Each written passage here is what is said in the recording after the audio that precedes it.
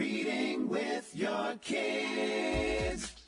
Hola, ni hao, konnichiwa, assalamu alaikum, shalom, mahaba, ciao, bonjour, namaste, jumbo.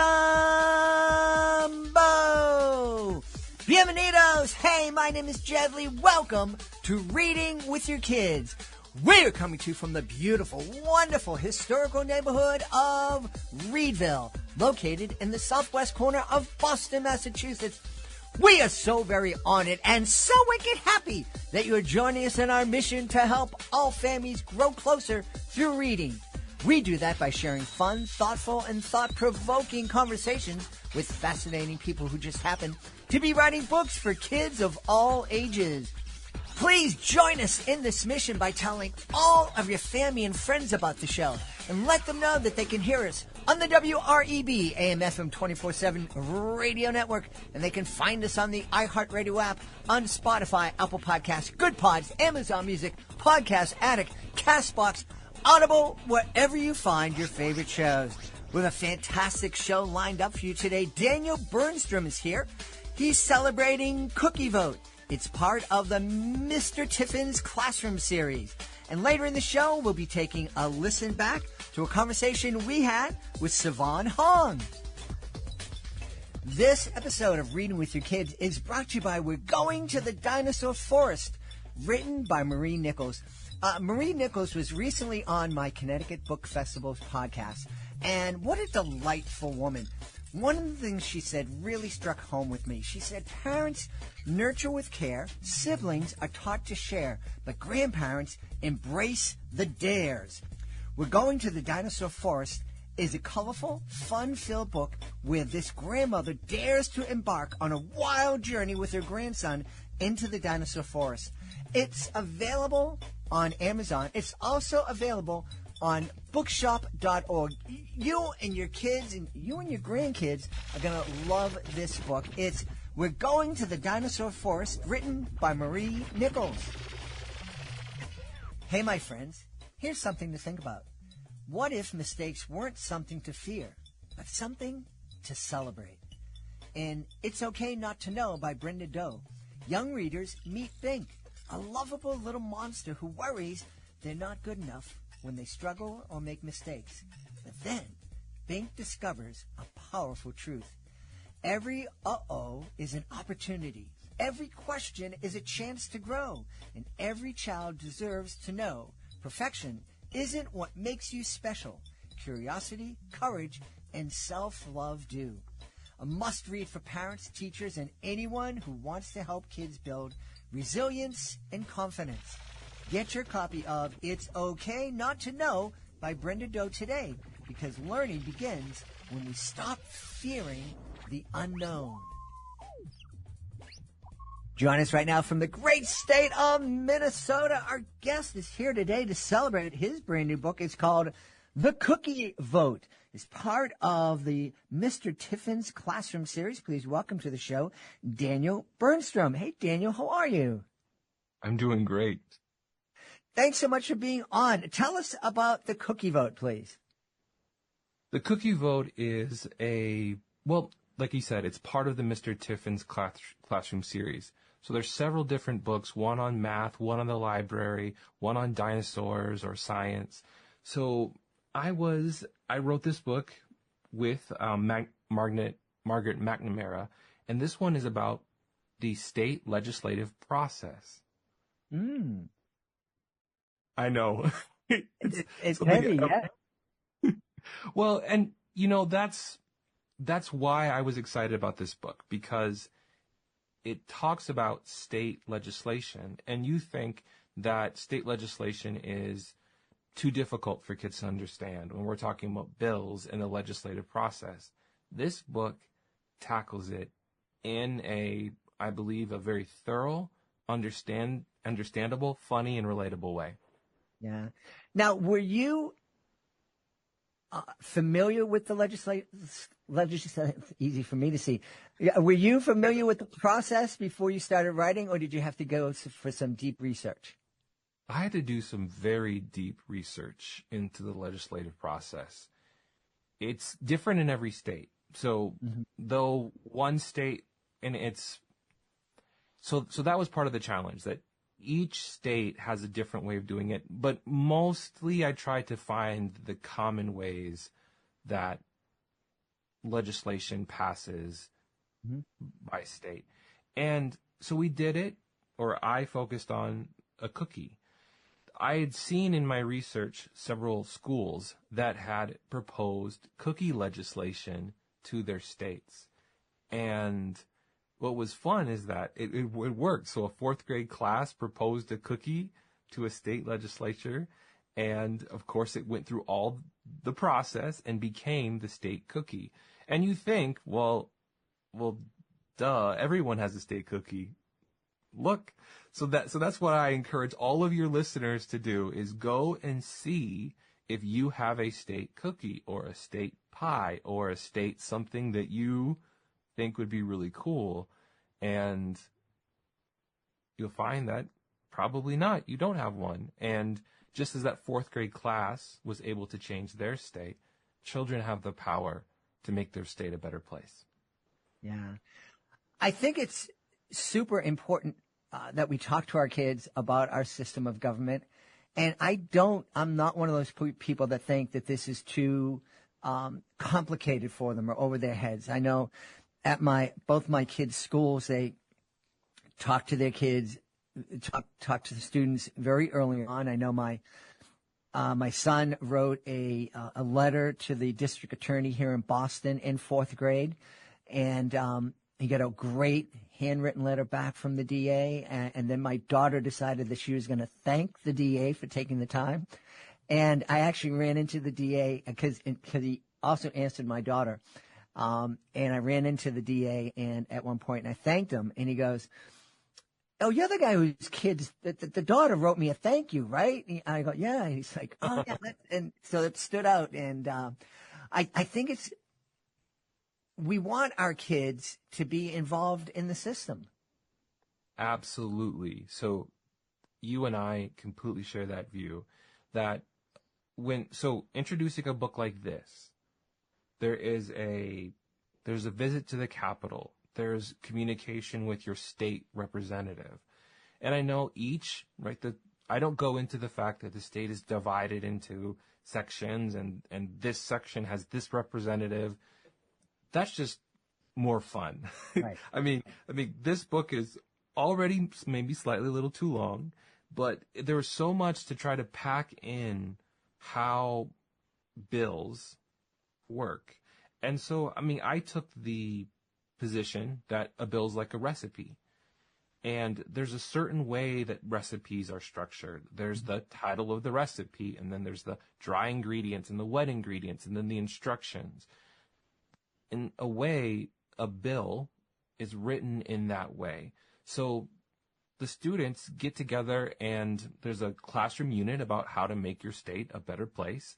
And they come up with a bunch of ideas, some crazy ideas, some practical ideas. And then they select one. And you think, right? Imagine it. Here's all of our ideas.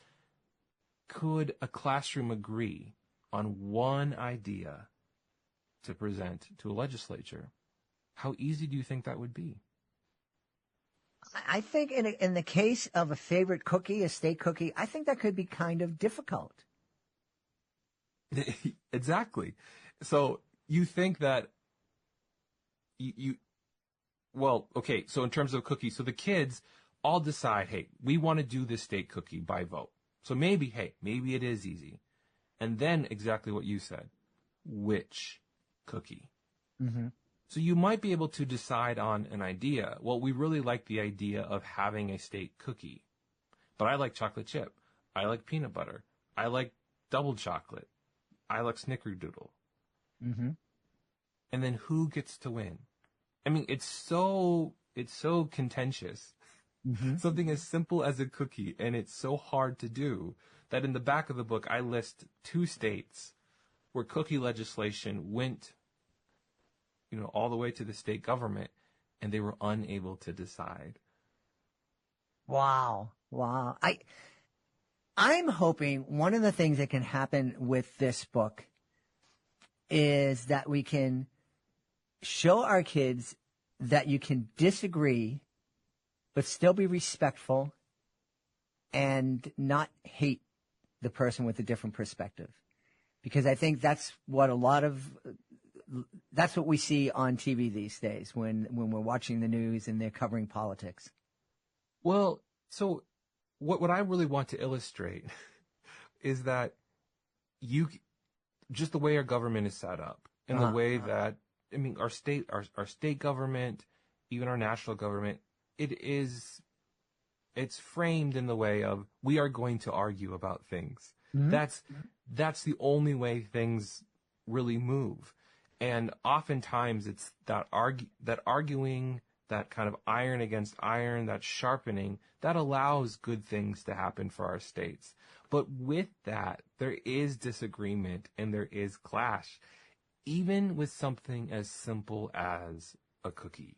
Mm-hmm. Mm-hmm. Yeah. Yeah.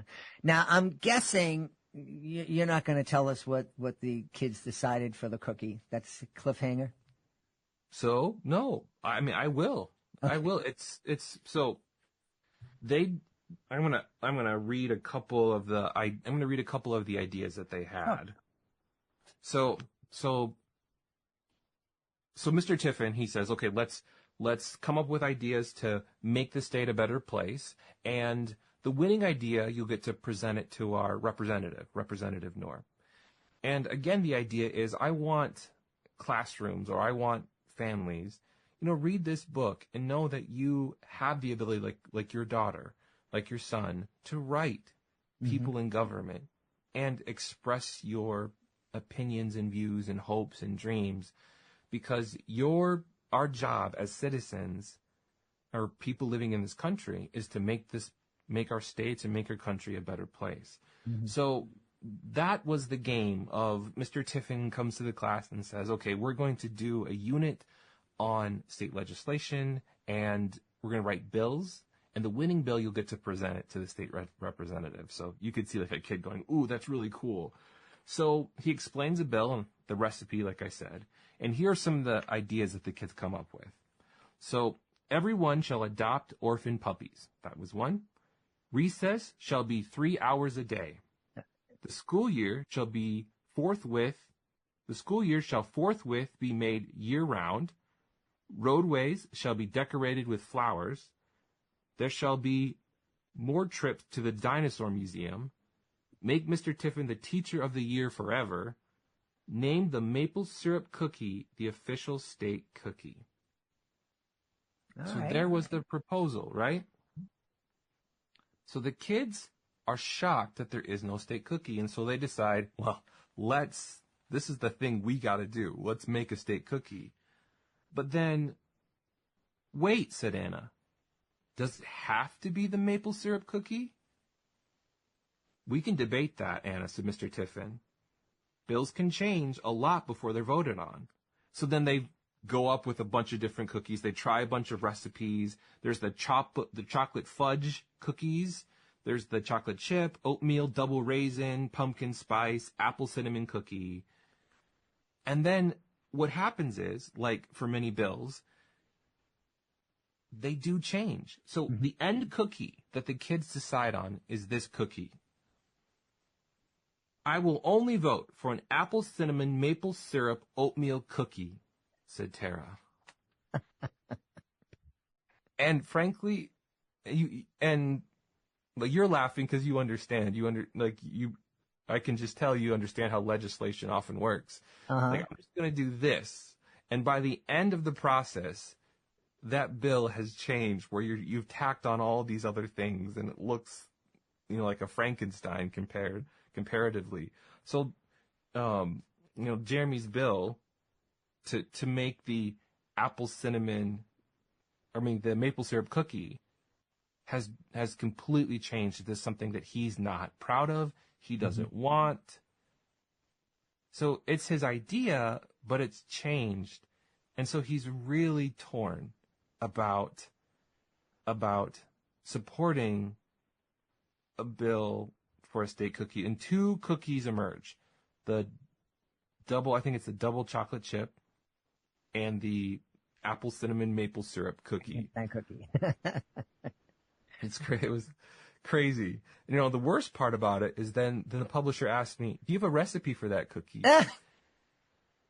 No, it was absolutely terrible because it's like, this is a made up cookie. This is a monster cookie that kids made up from a fictional book. And they're like, "Yeah, we want the recipe." And so I made the recipe. So the recipe's in the back of the book. So if you want to try a complete monster, give it a try. See what you think of this brand new cookie I made up. Okay. Through this crazy, when fiction becomes real and you actually have to do it, Well, let that be the cliffhanger. I'm not going to ask you if you had it and what it tasted like. We'll let the folks decide, do it themselves. It sounds like it was a lot of fun writing this book. Oh yeah, no, I had a ton of fun. Well, first researching, because like I said, different states have different processes, but then like moving. I mean, I just really appreciated. I really appreciated that idea of constituents, citizens, people living in the United States, being able to then raise their concerns up, or even a class acting like a group of representatives. So maybe they're elected officials and they're in the state house, and then they have an idea. Well, it doesn't directly go right to the whole group or the whole vote where all the representatives get to vote on it. And in the book, it shows you that process where the kids, it's between two cookies, like I said, the double chocolate chip and the apple cinnamon maple syrup cookie. And it's these two cookies, and they go to a committee vote. And so bills often go to the committee, and a committee gets to decide whether that bill gets to be moved on to a floor vote in the state house. And then from the state house, it will go to the Senate, and the Senate will vote, and then it'll go to the governor, the executive, and then the executive, if it passes, gets decided into law. Well, just that process and being able to watch the kids, in my mind and in the book, go to the committee, and how contentious just the committee vote can be. And I don't think kids know that, like, you talk about bills and you talk about state legislation, how important those little committees are in deciding whether something will even be voted on. Yeah. Was there anything in your research that surprised you? That's a really good question. I think in the back, the thing that surprised me is how close, the fact that state and federal governments, they're not exactly the same. They're very close. And I didn't know that different state legislatures operate a little bit differently. And I don't have any off the top of my head, but I think that would be a really cool thing for each, like if a child reads this book or a classroom reads this book, to see how their state approaches legislation and what's their process. So the one that I laid out was a very vanilla, pretty standard. You can find in most states. But the cool thing is that states have a lot of freedom. And I think that was probably the interesting thing, is I didn't realize how much freedom and the ability states have to kind of do some things their own way. Following the basic idea, but maybe put some tweaks in there. And that was really neat to see. Yeah. Well, I think, you mentioned if a kid reads this or a classroom reads this, I really hope that families read this and sit down and start having conversations with their kids within their family not about who they should vote for and if they're Republican or Democrat, but just talking about the process and really driving home the idea to kids that they are empowered to make their community, to make their country a better place. Absolutely. And thank you. That is the the ultimate takeaway of the book. Mm-hmm. And the reason why we talk about children in a classroom is that the way the state is set up and the way the country is set up, your voice matters. And children aren't really, our children the Green Party? Are children Democrat, Republican, Independent? Think of all, no, they just have hopes and dreams and they have desires and so that they like cookies. and there's one of the stories in the back of the book. And this is what children came up with. It was the Michigan treasure cookie. Listen to this. Michigan has some interesting state symbols. It has a state stone, reptile, and fossil. It didn't have a state cookie until a fourth grade class, I'm going to say defer elementary school, came up with the Michigan treasure cookie made from specific ingredients produced by the state or by state businesses. So they thought, let's make a cookie where if there's this flour or this nut or this whatever in our state, we're going to make a cookie where it can only be bought. The proper way to make this cookie is only by buying state businesses from state businesses and making that. I think that was a really powerful thing where the kids were able to say, hey, they really loved their state and what their state was able to do. That's different from another group that was able to do that. Regarding families, my family, we read at the table. So we have books, books for dinner. So the kids sit and, mom or I, or sometimes now my daughter or son, they will start reading books. And we initially did it because we would eat and then the kids would just go. Uh-huh. They would just say, oh, I'm done. And I thought, this is ridiculous. I mean, one, they say that eating together as a family improves socialization, grades at school, ability to interact with other people, and there's just so many. Look it up. Eating at the table, in terms of success and outcomes for generally the kids are better off financially. There's just so much to just eating at the table. But what do you do? And so reading books at the table allows my children to, maybe they don't like what we're eating.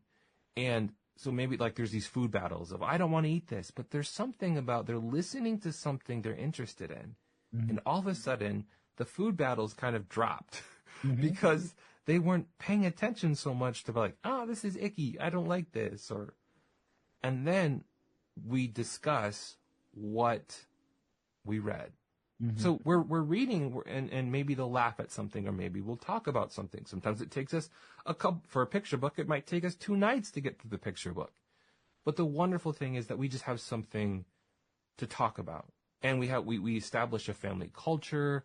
We have inside jokes as a family. It's probably one of my biggest secrets. I have 6 children, and the baby sits there, the 1-year-old sits there, and the 11-year-old's there, and we're reading the same books. We read picture books, we read chapter books, but it's one of their favorite things. That's beautiful. One of their favorite things to do. That's beautiful. What a delicious dinner. It is. Yeah. No, I love that. I agree with you. Family dinners are so important. It was a priority in our home when my kids were growing up. I hope when and if they have kids, I hope they will make it a priority in their family homes.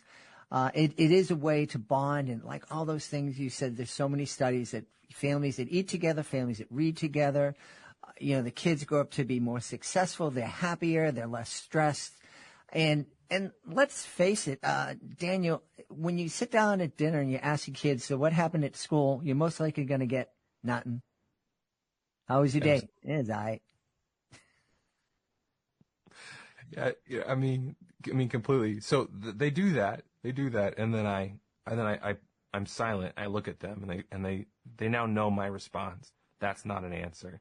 So then we've gone through that. We have my children, they play piano, and after they play piano, they have to write a journal or a journal entry about how was their piano practice. So they have their piano journals, and then as I'm finishing, because like the reader has to finish. So I'm like, shoving food down, and they're fast too. So they finish, and before they can have like seconds or more food, then my two piano players, they read their piano journal, and they stand up and they have their journals, and they proper posture, shoulders back, and they read their piano journals to the family. What songs did they work on? How did it go? That metacognition. You're like, you're such a nerd. Yes, I'm an English professor at a college. This is what happens with children of maybe an academic. These things that are beneficial for my students are very beneficial for my children. So, absolutely. I think reading at dinner would be very helpful for a lot of college kids. Well, yeah. I mean, first of all, like you said, what do you talk about? And I think that's exactly what it is. Yeah, you can read after. You can read after dinner. You can read. I mean, I just want people to read. I mean, one thing, I want people to read 20 minutes a day. And that's roughly what dinner is. But the thing, what happened was, reading at dinner, they learned how to talk with one another and to one another. I mean, you're laughing. You're not thinking about yourself or what's weird. You're talking about the story, or you're talking about cookies, or, ooh, they're nervous about this. And so having picture books, especially, picture books are very rich. They're dense, or they're short.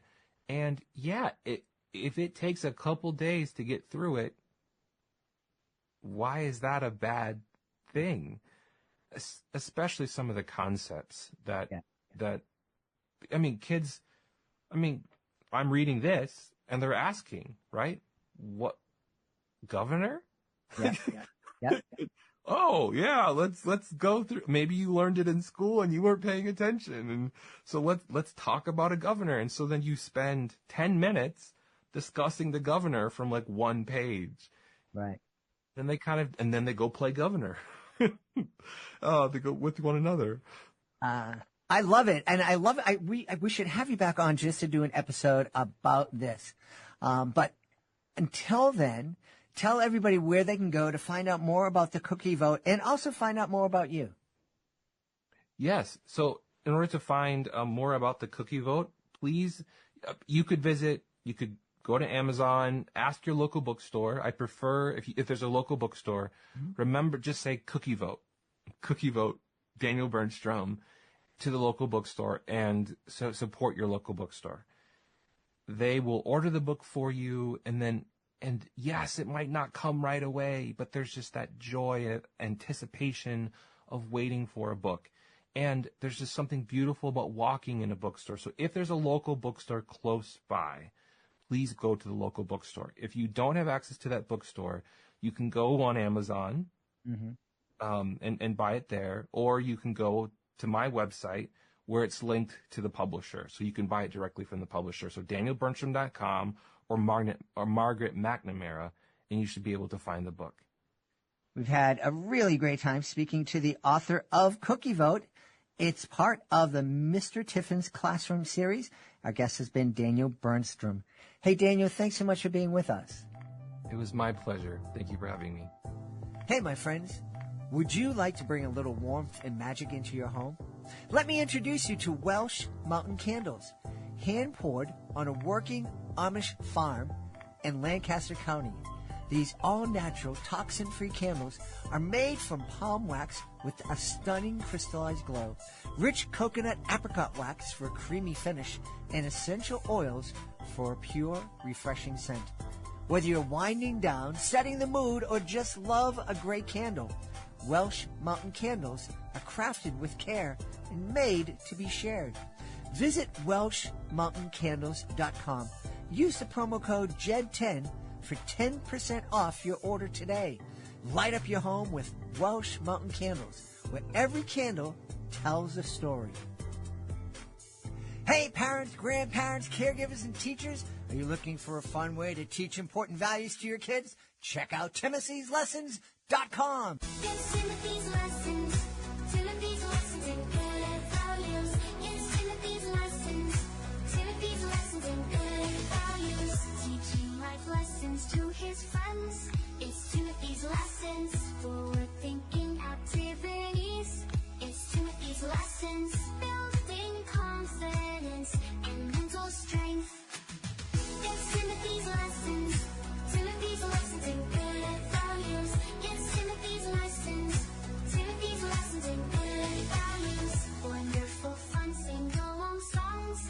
It's Timothy's lessons. Important lessons on key values. It's Timothy's lessons. Children's books and uplifting stories. It's Timothy's lessons. Timothy's lessons in good values. It's Timothy's lessons. Timothy's lessons in good values.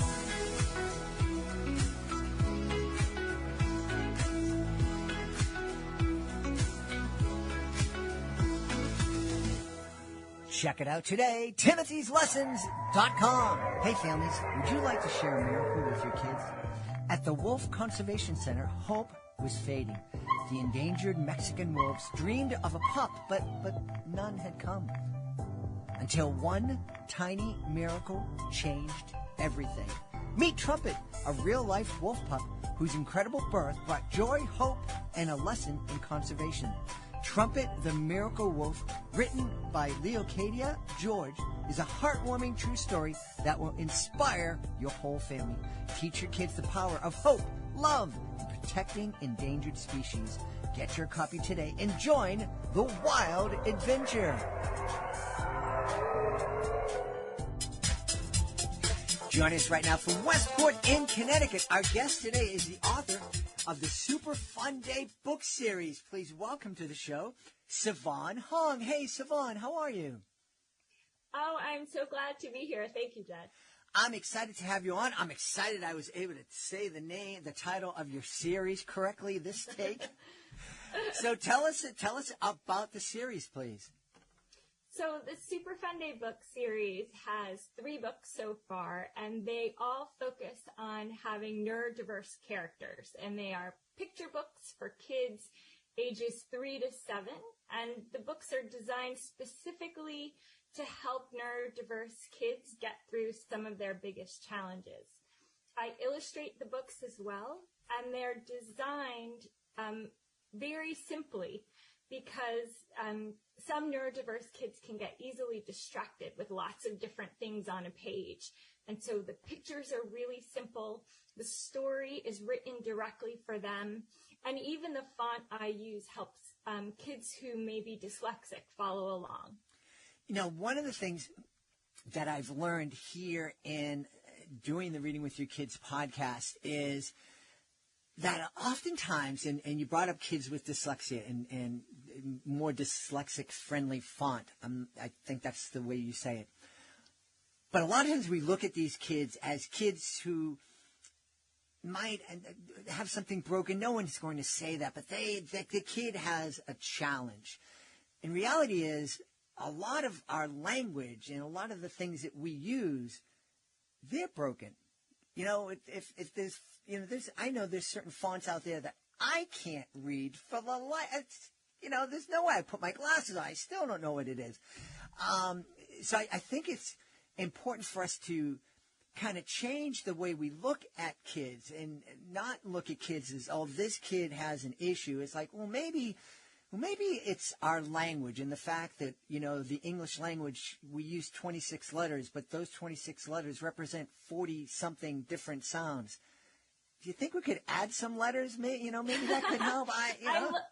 I love this point because the whole concept of neurodiversity for kids is an idea that says brains are all different. And that kind of diversity is good. Mm-hmm. It's biologically necessary for humanity. And just because my brain works differently than your brain works, it doesn't mean it's a deficit. It's not a disability. It's just a difference.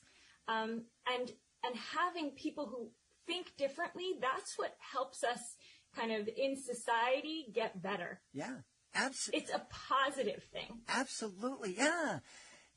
If if my body was made up of 35 right hands, I'd be pretty useless. You would, but somebody who is selling rings may find you to be a very good customer. Okay. Well, I don't wear rings, so that they wouldn't like me. But I get your point. So talk to us about, one of the things that, I've heard, and I've said it myself, is that, wow, when I was growing up, I didn't know anybody who was on the autism spectrum. Well, I didn't know anybody who was said to be on the autism spectrum. And then when I got into social work, it was this rare thing that, there are some kids who are in special schools who rock all day long and don't talk to anybody and can't make eye contact. And so there's only a few of those, but now we know that they're there. And now we hear statistics that, maybe 1 in 50 boys fall on somewhere on the autism spectrum. And, and people are saying, wow, what's happening? Why do we have so many more kids on the spectrum? And I think the correct answer is we just didn't recognize it. They've always been there. I look back at my childhood, and I know a couple of kids who were absolutely on the spectrum. And so, we're just becoming more aware of this. Absolutely. So I have ADHD. And in the 70s growing up, there was no way they were diagnosing women with ADHD. Like, that just didn't happen. So I went through school and life and everything and was only recently diagnosed after both of my kids were diagnosed being neurodiverse. And so in hindsight, it would have been really helpful. But I think what you see is autism being a spectrum, right? Like, people from our generations view autism as Rain Man, right? Mm-hmm. Like, that's the person that we think of as autistic, and forget that somebody like Anthony Hopkins, who is said to be autistic, and talks about being diagnosed later on in life, he's also somebody on the spectrum. It is a spectrum. There is no one way to look at it. And so the fact that we are now diagnosing kids younger and younger is hugely helpful, because with the right interventions and the right supports, we can change the trajectory of these kids' lives. We can make them learn how to use their difference in a really positive way. Yeah. We had one author on the show. Her name was Jessica Dawn, and we were talking about her books. And our conversation took a sharp turn as we're talking about her beautiful books, and she mentioned the fact that, I have ADHD and I'm dyslexic, and I think it's a gift.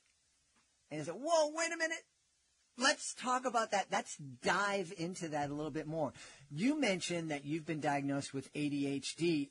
Is it something you can look back on and say, it caused me some issues and it was hard at times, but I'm really happy with the way I am because I can do this, this, and this?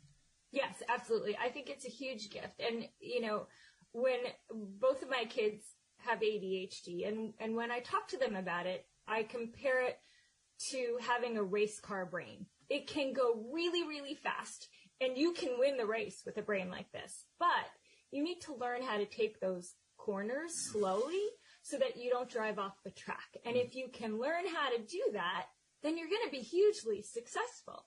And so, look, there are things for me that are hard. Reading a book and sitting down and just actually physically reading the book is always a challenge for me. I get distracted. But give me an audiobook and I consume them like nobody's business. And so I've had to learn how to do things differently in order to thrive. It would have been great if I had known this in college.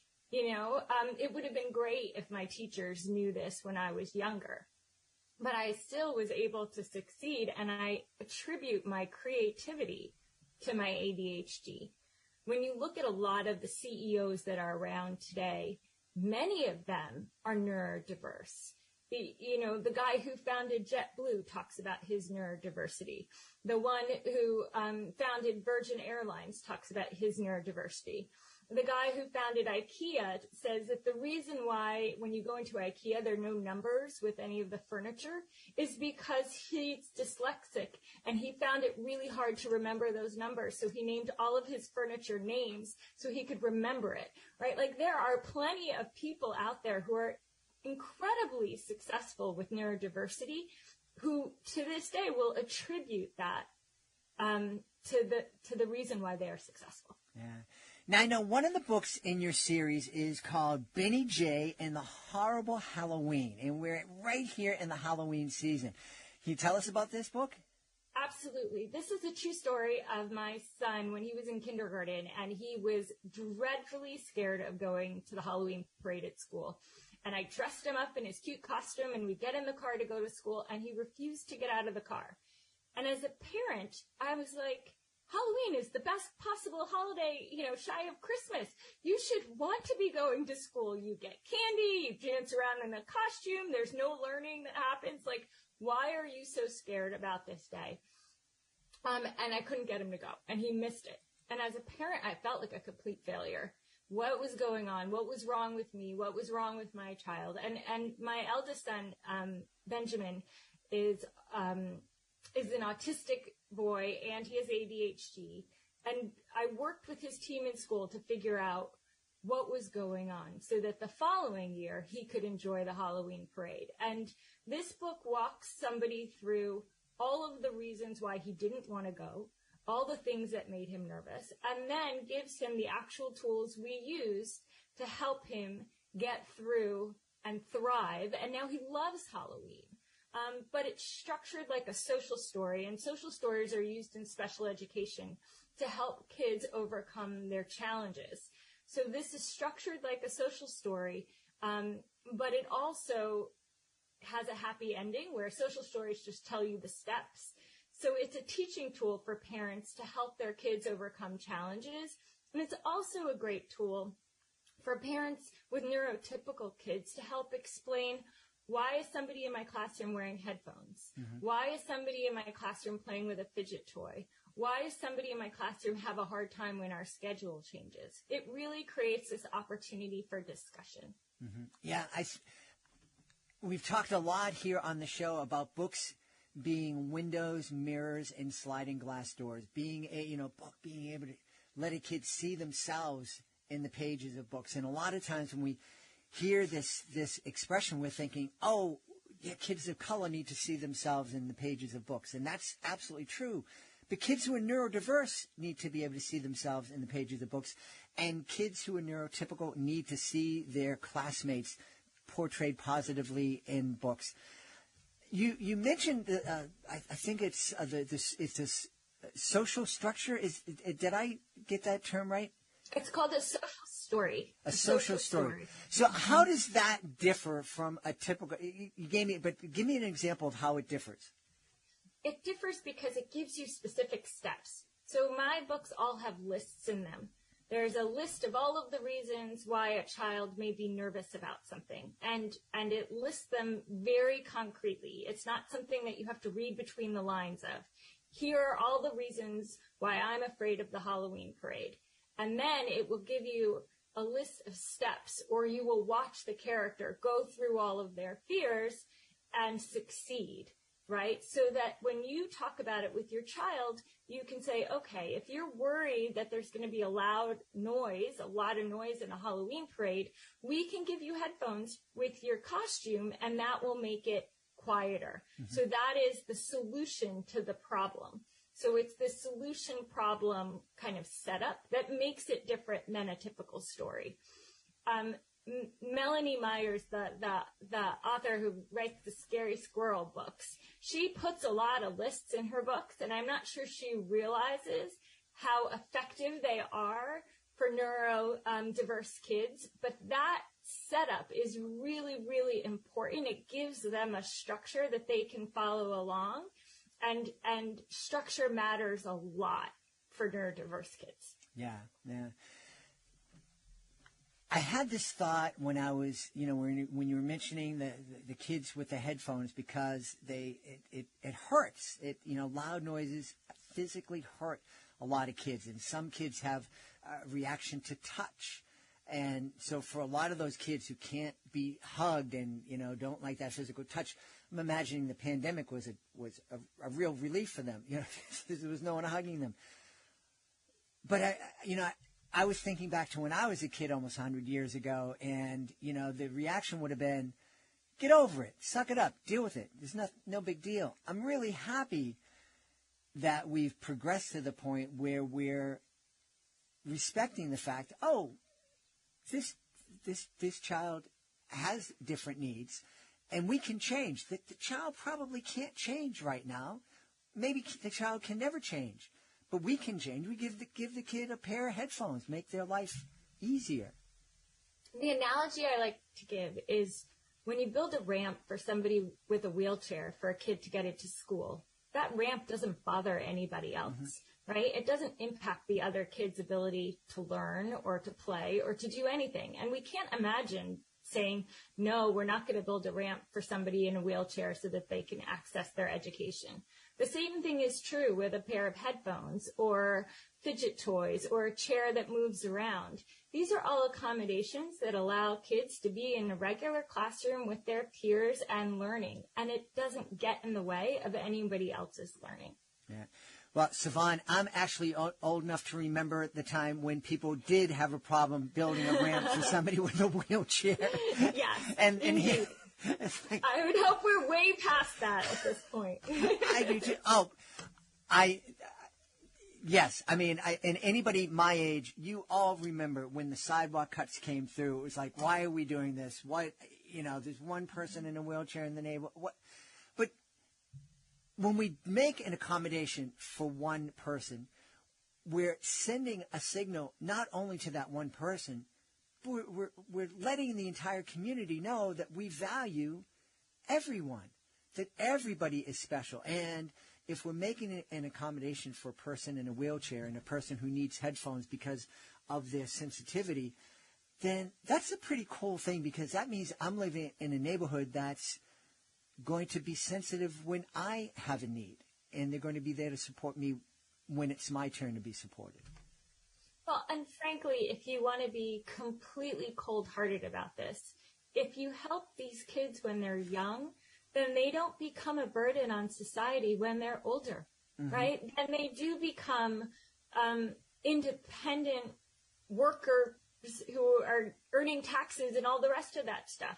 But if we ignore these children and ignore those accommodations, then they do become a burden on society. So even if you're not doing it for the right reason, it still makes sense to have an inclusive classroom environment and provide these accommodations for kids. Yeah. So how did you become such a vocal advocate? I know you have kids and you were an advocate for your kids, which is your job as a parent. But a lot of times, when your own kid gets the help they need, parents will sit down and go, okay, wow, glad that's over. I know there's going to be another fight down the road, and let me just rest. You're taking it a step further, and you're creating products and books that are going to help other families. Where did that motivation come from? There just wasn't enough out there. When my son was little, I couldn't find a book that was a mirror for him that showed him a child wearing headphones. That didn't exist. And maybe it does, but I have never been able to find it. And I didn't want to have another parent have to go through the same battle I had to go through with him when, even in kindergarten, he didn't want to wear the headphones because he didn't want to be different.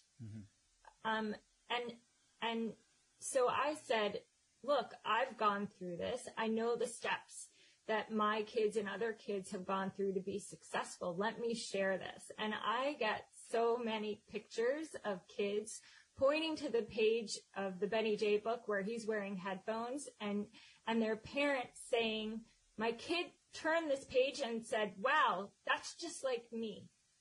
And then I'm like, okay, this is why I do what I do, because I want to be able to make the lives of other parents easier and the lives of these kids better. Yeah. It's that simple. Yeah. Earlier on, we talked about dyslexic-friendly font. And we have a lot of authors who listen to the show. And we're living in a time right now, at some point, in a not too distant past, it would have been an expense to create a book that had create a couple versions of books. If you had a very specific font that you wanted to use and it wasn't dyslexic friendly, then you have to make print a run of these books with that font and then print another run of books with the dyslexic friendly font. We're living in a time right now where an author who is printing on demand can create two versions and make these different versions available. Are there names of can you point an author who's listening to specific fonts that are friendlier for folks with dyslexia? There's a handful of them. I would just Google dyslexic fonts, and you don't even need to create two books. What makes something dyslexic friendly is that there aren't a lot of curly cues, right? That the letters are very clearly articulated. And for authors writing picture books, you want those letters to be clear anyway, because this is the age where the kids are learning to read, and you don't want those letters to be complicated and fancy. You want them to be simple. So I actually think creating books with dyslexic friendly font and creating books that are easy for children to learn to read and follow along are one and the same. Mm-hmm. Right? You don't need to do both. You just need to be aware that if the font is fancy, it's going to be hard for people with dyslexia to follow along. Yeah. The other thing I would say is, look, all of my books are also available on audiobook to make them accessible to all kinds of learners. And what I have found is, today it's not such a hard thing to be able to get your book on an audiobook and to be able to then share it in another format, so that kids who may be still struggling with following along with the words can follow along with your story. Yeah. And audiobooks are amazing. I love audiobooks, and it's a great thing to pop on in the van or in the car.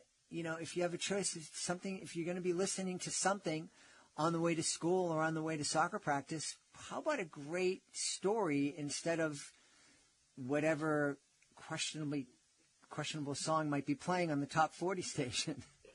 Look, every morning when we go to school in the car, my kids and I listen to an audiobook, and it's usually a book that's too sophisticated for them to read on their own, but one that touches a specific topic. And it allows me to then have conversations with them about the things that they are learning about in the book in real time. And it's a great way to spend the time. And I find that it means that they don't fight with each other in the back of the car because they're too busy paying attention to this wonderful story. Yeah. We talked a little bit about, how important it is for kids, neurotypical kids, to see their classmates in the pages of books and have conversations with those kids to let them know that, yes, he is sensitive and that's okay, and we can make accommodations for them. What about your kids who are neurodiverse? Do they understand that they are, that they think in a different way? And how did you help them become okay with that? So my eldest was diagnosed with autism when he was 2.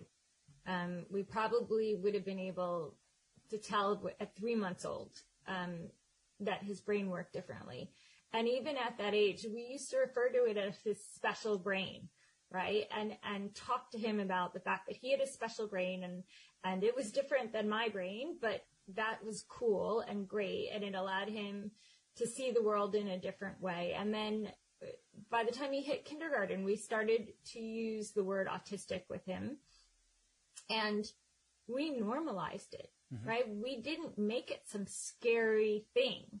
And he decided at points to tell some of his friends, because we would point to different people who were famous and influential to be like, oh, they think that Einstein was neurotypical and look what he was able to do. And, and Michelangelo and really share some of these things so that he felt proud about his difference.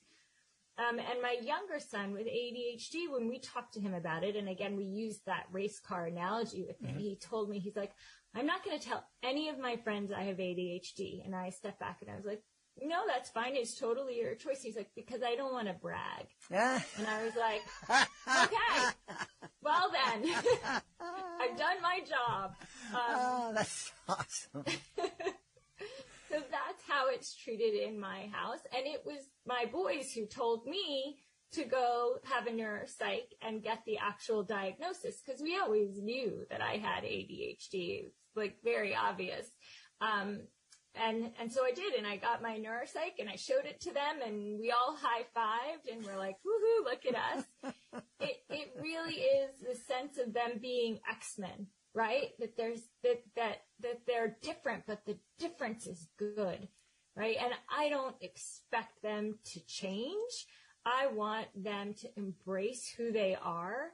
And obviously, do I want my son to suffer if noises are loud? No, but I want him to feel proud if he's wearing a set of headphones and be like, no, look at all the cool things my brain does. I have supersonic hearing, right? Like, that's how you frame it. Yeah. Well, that's really great advice for parents out there. I know people are going to want to know where they can go to find out more about the Super Fun Day book series, to find out more about Benny J and the Horrible Halloween, and find out more about you. Where can they find you? My website is sivanhong.com, SIVANHONG.